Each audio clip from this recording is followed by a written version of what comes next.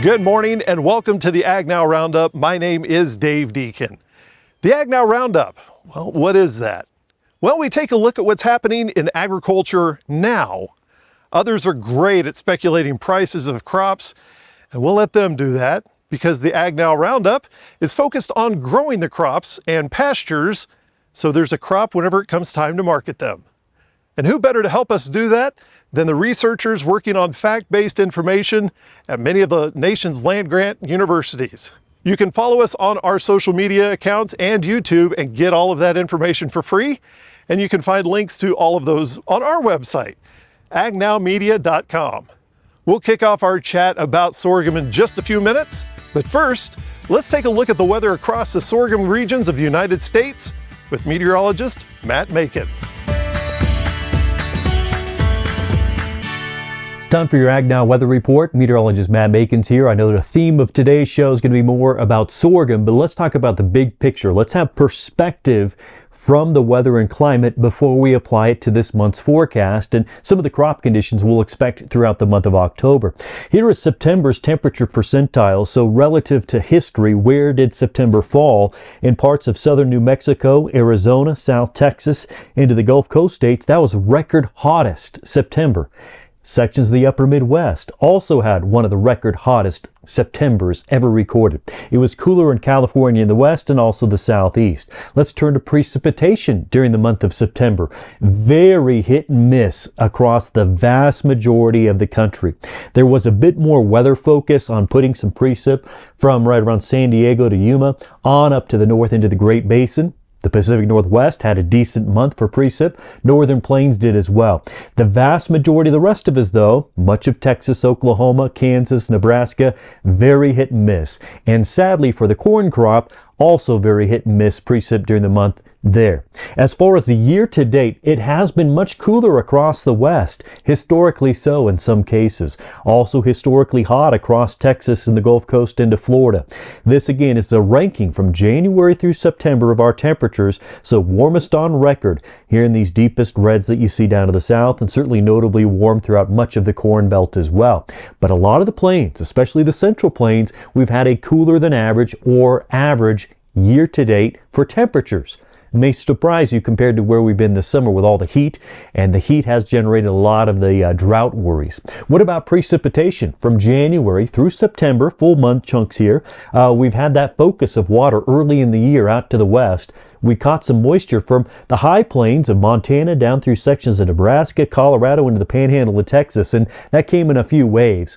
We had some good snows in Nebraska, helped some soil moisture conditions there with additional precip as we went into June and at times July as well. But for Texas, New Mexico, the deep south down through Louisiana into Oklahoma, parts of Kansas up into Iowa, the summer especially has been bone dry. Not a very good precip year for us. And of course, there are some crop conditions that will be impacted because of this. I'm sure you're familiar with the drought monitor, but here it is. It was released on September 26th. And we've had the drought growth from the Pacific Northwest to the Northern Plains, the Upper Midwest, throughout the Corn Belt, the Central Plains, and right down here throughout the South. With all of that heat, we've seen the drought numbers just escalate so rapidly. Lack of precip, record heat, as I showed you on the previous images, has really led to a drought problem. Obviously, I've traveled throughout Texas and Oklahoma, been throughout to Kentucky. I've seen the impact of this dryness on those locales. We've got to get some water in there. Sadly, the outlook isn't an immediate change, but we do bring in some changes, and we'll try to help out on the soil moisture categories. Of course, the drought monitor largely will match your groundwater soil map, and this is a groundwater soil map. The reds, that's very low percentile for groundwater, and that again is going to match pretty closely to that drought monitor. But let's just take a look at the root zone, and it's a different picture here. So this is root zone, and we'll go back to the total groundwater, and you can see some differences here.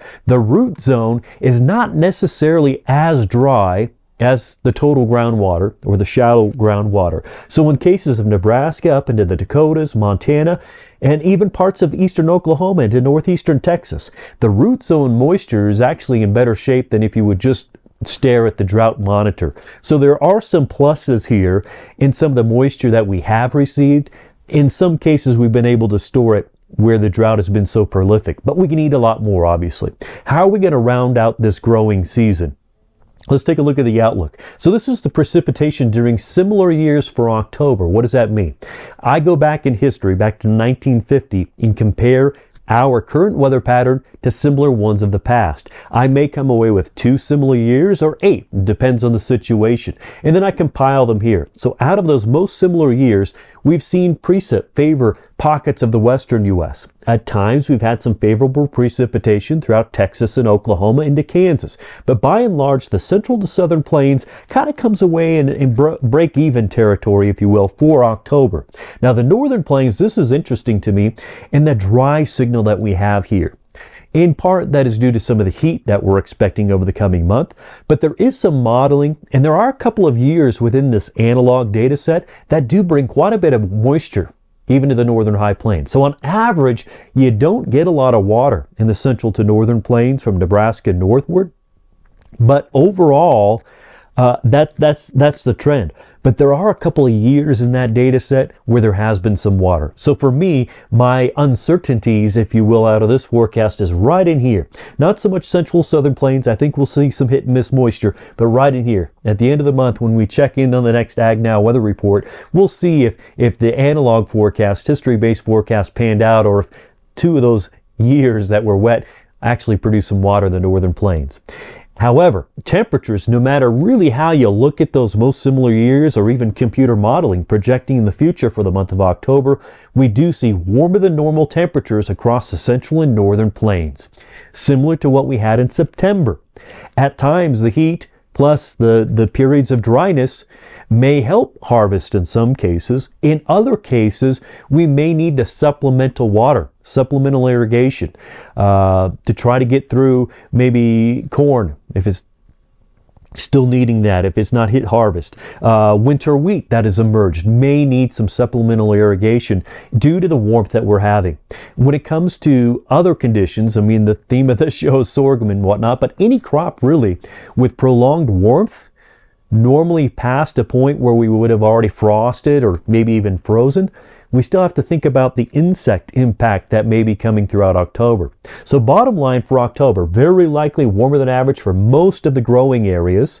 The west will be cooler than average. The southeast will have some cooler pockets, and precipitation. Again, not a bad outlook for central and southern plains. History suggests a bad outlook for the northern plains, unless you're harvesting, you need your dryness. But we may need a supplemental water in some cases here across the growing areas. That's this week's AgNow Weather Report, and we'll see you the next time. Meteorologist Matt Makens here. Thank you for that update, Matt. On this inaugural episode of the AgNow Roundup, we're taking a look at the sorghum crop. Sorghum production in the United States has roots dating back thousands of years, all the way back to Africa.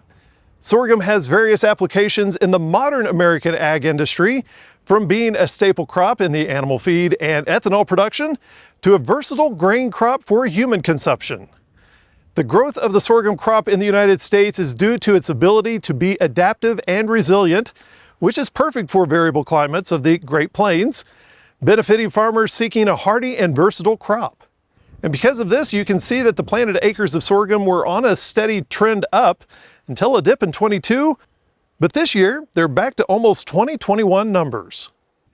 Now let's start the sorghum discussion with Dr. Ronnie Schnell of Texas A&M AgriLife Extension. Dr. Schnell, how many Texas acres are planted to sorghum in 2023, and how does Texas A&M AgriLife Extension system work with so many producers across such a large state? So yeah, we'll have anywhere from 1.5 to close to 2 million acres of grain sorghum. I think we've been as high as 3 million acres some years back. So the acres do fluctuate a little bit depending on price and some other factors. But it's a big state, and it's really difficult to cover all of the state and help farmers in all the areas as an individual. So we have extension agronomists located across the state. So Corpus Christi, Lubbock, Amarillo, a few other locations in between, and we all work together as a team to help service the growers in those regions and provide them with the information they need year in and year out. And of course, one of the biggest concerns with any crop can be disease pressure, insect pressure. Have you seen much of that in the sorghum crop across the state? Did not have, I'd say, a lot of disease pressure this year. There's some reports of the sorghum aphid appearing in a few locations and really sort of isolated in some places that needed to treat for that. But on a wide scale, just no major issues with pest or disease this year. Well, that's certainly a win for growers across the region. Of course, with a large state like Texas, a crop can be nearing maturity in one part of the state and combines can be rolling out of the field in another part of the state. Where are we with the Texas sorghum crop right now? So we had many locations, especially in South Texas, that would begin harvesting in June. We have other locations in the high plains of Texas that are still maturing, and we'll probably get started within the next month or so harvesting in that region. The weather this year really had a pretty big impact and affected different parts of the state, in different ways. So that little burst of wet weather we had in April, it caught most of our South and Central Texas plantings just right and really helped to produce some good yields in a lot of those areas. If we move into the high plains of Texas, it was actually a bit more disruptive, kind of delaying planting of a lot of different crops, including sorghum. So they were kind of coming in behind that, and then most of those crops now have seen very little, if any, rainfall throughout the growing season. So two very different stories depending on timing and location. So what are you seeing with the trial results that have come in so far? So if I look at some of the trials that we have in different regions of the state, starting, let's say, in the Rio Grande Valley, we had locations down there that were in that 7,000 to 8,000 pound range. So very good yields down there. Moving a bit further north into the Corpus Christi area, we had yields between, let's say, 5,600 pounds, right at 100 bushels. And then we had some locations, some entries that were going over 7,000 pounds there too. And moving up the coast, closer to Houston, we had, again, some locations that were 7,000 to 8,000 pound grain sorghum again per acre. So very good yields throughout the Gulf Coast region. A bit more mixed as we start moving north, let's say Central Texas and moving into North Central Texas. Those areas were kind of getting a little bit caught by the wet weather that we had in April. So if they didn't get it in just before the rainfall started, some of the plantings were a little bit delayed. So there's a little, I'd say, more mixed results throughout that North Central Texas region. But all that being said, the yields were still pretty good in most of those areas, generally over 5,000 pounds yet. Well, that sure does make putting the seed in the ground worth the producer's time. What projects are you and your colleagues working on whenever it comes to sorghum? So, we have a few different projects with grain sorghum. One of them we're looking at the impact of hail damage on grain sorghum. So we're looking at different levels of injury or damage that would occur at different growth stages and trying to come up with good estimations for what the expected yield loss would be. So this is something that would be of value to the insurance industry and to growers, navigating these situations when we have severe weather events. We have some other projects too. We've continued to look at some of the new herbicide technology in grain sorghum. So looking at these systems, applying these herbicides according to the labels for the various products that are out there, doing that in combination with other herbicides that are available in sorghum to really demonstrate to growers the potential of this new technology and to show them how to deploy this stuff in the field and get good results. Well, that's really interesting. Well, thank you very much, Dr. Schnell with Texas A&M AgriLife Extension, for coming on with us and talking about the Texas sorghum crop. Right. Thank you.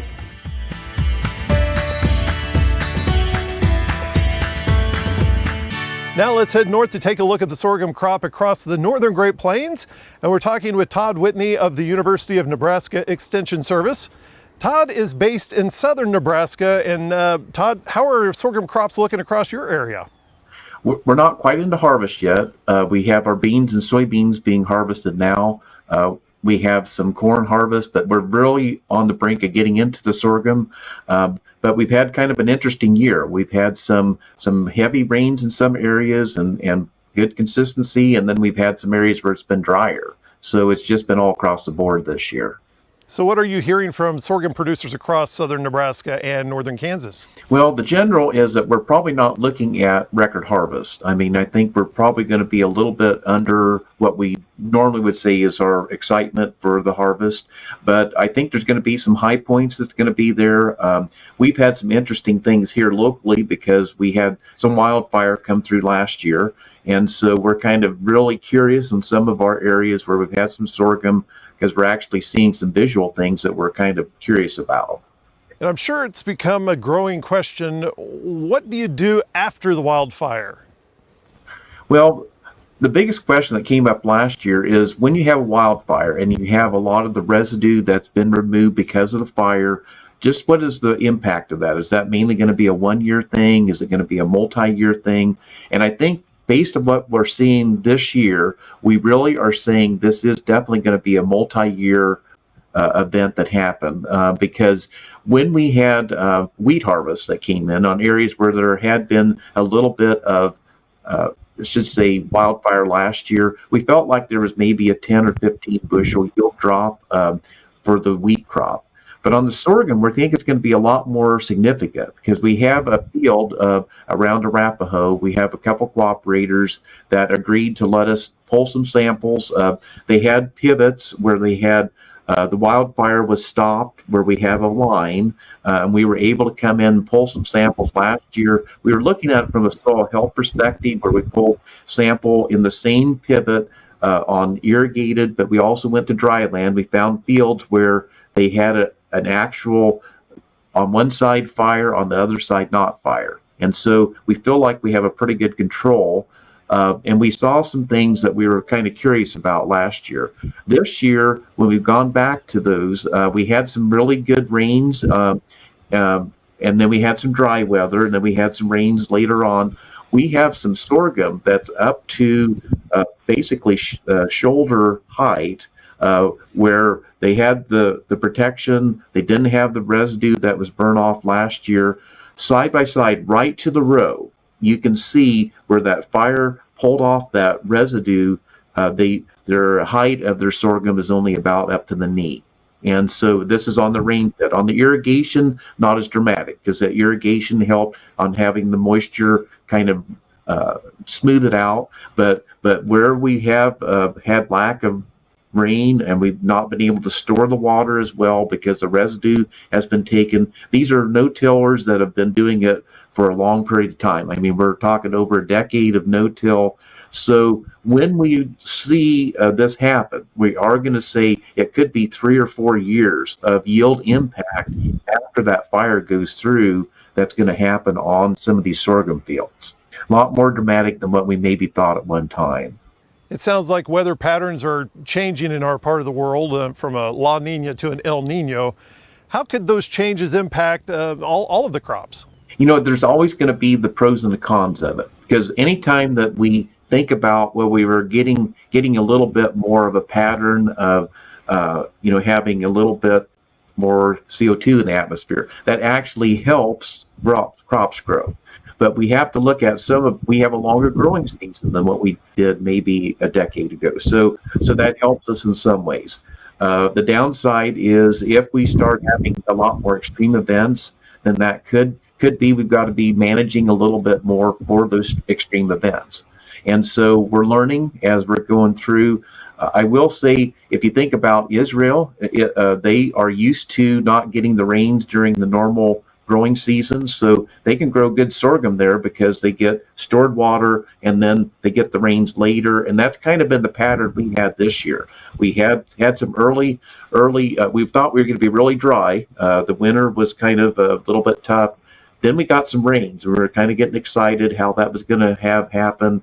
Then it got dry again, and then we started getting, like last week, we had anywhere from 2 to 4 inches of rainfall that happened, and so we've been catching some of those rains, and I think that has really been helpful for us. And so we're kind of learning a little bit about how sorghum might fit into our rotations again, and how that could be helpful.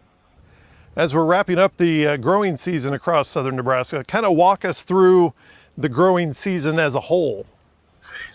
Yeah, so the good part is, as far as insects go, we did see some grasshoppers, this year. We didn't have as many aphids as sometimes we've had. It's been interesting. We're not sure why the insects weren't as prevalent. The biggest insect we've had has been crickets. Field crickets have been, especially on our no-till fields, high numbers of them. And crickets, they're beneficial for eating some of those grasshopper larval eggs, and so I think there's been some benefits to it. People have been asking how long are they going to have to listen to them. Well, they're going to be around for a long period of time, probably 6 weeks, and so there's been some shifts. The good part is we haven't had to spray as much for insects as normal. We've had a little bit of Fusarium disease show up this year, and so and sometimes people are like, okay, whether they had charcoal rot or Fusarium, well, that's directly related to drought. Well, we can't prove that that's the case. It does seem like that sometimes you have a little more prevalence of that. So our encouragement this time of year is get out and look at those fields. If you have some of those pocket areas, make sure that it isn't just drought that happened. Maybe you will be able to document whether you've had some Fusarium stalk rots that have been out there, and kind of document that. Example is, if you look at that stalk and split it open, if it looks like it's been shredded, that's not drought. That is actual Fusarium that's been out there. So it's just good to document things. For us, we had a rain break that maybe gave people a chance to go out and look at some of these fields rather than just getting into harvest and just harvesting through an area, noting on their yield monitor the yield went down. Well, why did it go down? And then try to come back and analyze what's been happening, and that might make a difference on your selection of hybrid for next year. And if you're seeing that there, maybe you want to do your rotation a little bit different so that you can kind of manage around. Tell us about some of the sorghum research University of Nebraska is conducting across your state. Yeah, so a lot of our theme here in Nebraska has been nitrate management, and so we are trying to get as best as we can about being stewards about irrigation, that we're trying to make sure that we're not over applying water, because a lot of your nitrate will flow with the water. So if we over irrigate, we're moving sometimes that water down below the rooting zone. We are trying to be better about our applications. We're seeing a lot more fertigation here. I think being better about being timely about giving the plants the nutrients when they need them, rather than putting a lot out there and then hopeful that it's going to stay around and not leach. And so we're getting a little bit more push that way. There's been some movement, I guess, toward the cover crops. We do have trouble here on getting good cover crop establishment after corn, because we have a lot of residues there, and so some of our more arid areas or semi-arid where we have sorghum being grown, it's maybe not as tough. We can usually get cover crops established a little better. It's just the cost of them is a little bit of an issue. So that's where we're trying to really bring forward that if you're going to do the system, try to give it at least 3 years, because sometimes it takes a while to get a system converted over. We're not looking at this as a short term, we're looking at it as long term.